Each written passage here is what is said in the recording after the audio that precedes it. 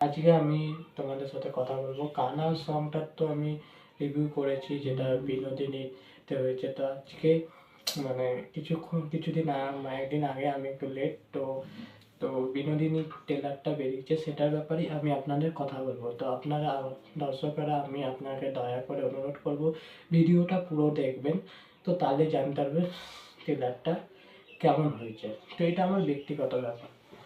তো ট্রেলারটা কেমন হয়েছে, তো এখানে বিনোদিনী তখনকার সময় থিয়েটারের সময় যে সিনগুলো দেখানো হচ্ছে, হচ্ছে বিনোদিনী বলে একটা ক্যারেক্টার যার অনেকজন পুরুষের সাথে ছিল, মানে তার জীবনে অনেক পুরুষ এসছে। এখানে ওম, মিহির, মীর, কৌশিক গাঙ্গুলি তাদের ভালোভাবে প্রেজেন্ট করা হয়েছে। নাহলে আজকালকার যুগে ওম যে হারিয়ে যাচ্ছিল, তাকে কে ভেবেছিল এইভাবে প্রেজেন্ট করা যায়। ওমের অ্যাক্টিং খুবই ভালো লাগছে, ওমের অ্যাক্টিং।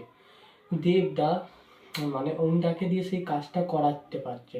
দেব হচ্ছে এমন একটা প্রডিউসার যে নতুন নতুন ট্যালেন্ট তুলে আনছে সিঙ্গিং দিকে। যেমন কানার সঙ্গের যে মিউজিক ডাইরেক্টর, তার নামই শুনিনি আমি কখনো।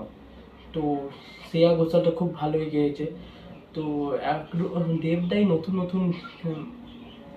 নতুন মুখকে তুলে আনছে। তো ওমদাকে একটা নতুন সুযোগ দেওয়া হচ্ছে।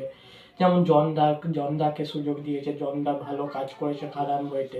তো এবার ওমদাকে চান্সটা দিয়েছে, ওমদা খুব ভালোই, দেখে তো মনে হচ্ছে খুব ভালোই প্লে করেছে। তো মির্জার ক্যারেক্টারটাও খুব ভালো লেগেছে।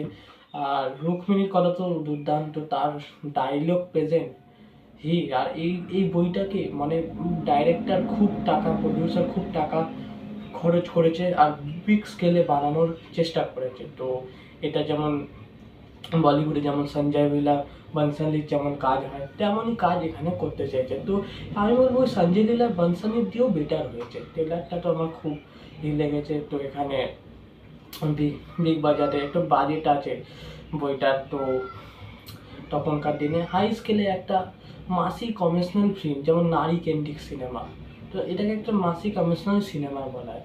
তো আমি এই সিনেমাটা নিয়ে খুব উৎসাহ হয়ে আছি যে সিনেমাটা কেমন হবে। দেখা যাক বন্ধুরা, এরপর তো আরও সব বেরোবে। তারপর দেখা যাক। বইটা তো আমি সিনেমা হলে গিয়েই দেখতে চাইবো। ওকে বন্ধুরা, তাহলে টাটা, বাই বাই।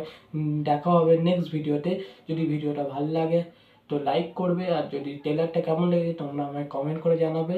আর যদি চ্যানেলে নতুন হয়ে থাকেন, চ্যানেলটা সাবস্ক্রাইব করে পাশে থাকবে, বেল আইকনটা পাশে থাকবে। এমনই নতুন আপডেট আমি আপনাদের দিতে থাকবো।